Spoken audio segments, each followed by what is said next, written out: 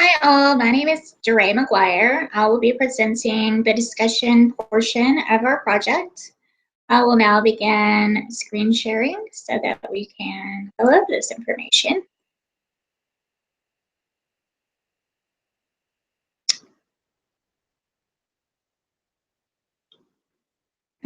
In reviewing the overall data for this group, it appears to these researchers that a matched deposit is effective at provoking change in walking behavior.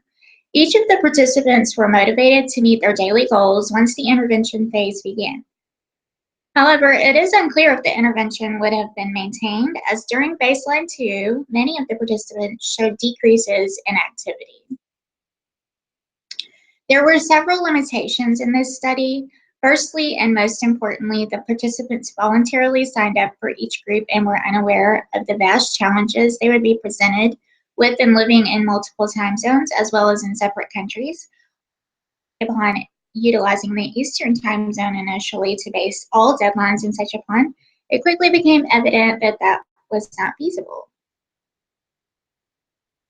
Participant in particular began the study 11 hours ahead of everyone else and ended the study at 12 hours ahead of the rest due to daylight savings time in the United States. Many times when the group was collaborating live, it was already the next day and early in the morning at that. Additionally, it was difficult for all participants to coordinate schedules around school, work, and other obligations in order to effectively collaborate during this study.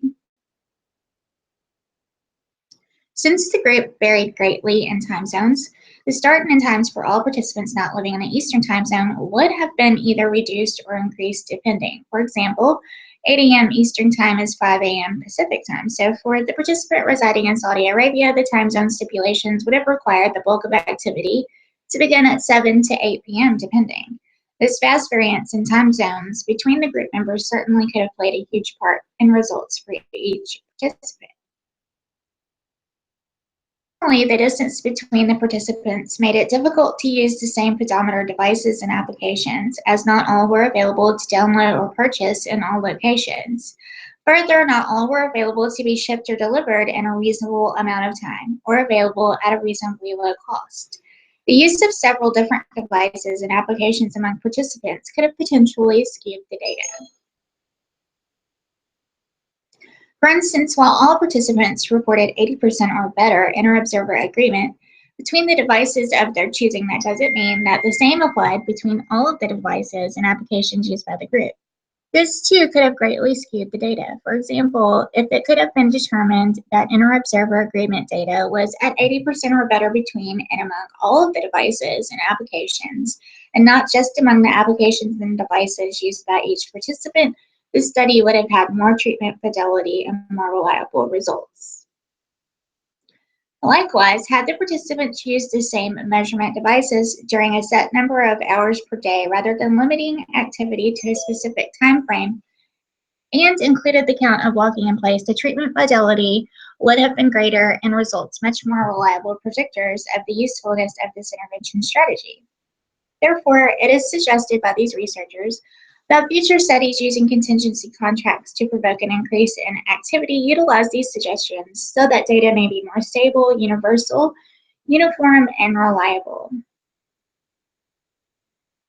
Now, although the study had its limitations, the matched deposit intervention was shown to be successful in increasing activity among these participants.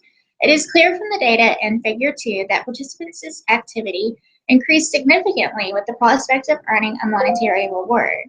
Although there were some drops in activity after the opportunity to earn a monetary reward was removed, participants' activity levels did not return to baseline levels. While this does not prove maintenance of activity levels past the second baseline phase, it does show an overall increase in activity and possible long-term improvements with the matched deposit intervention.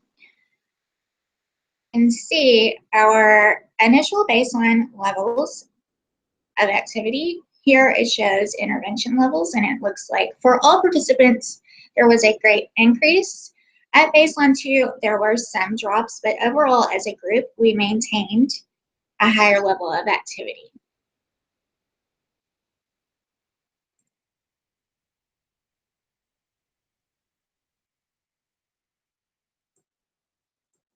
That will conclude our discussion piece. I hope you guys enjoyed it.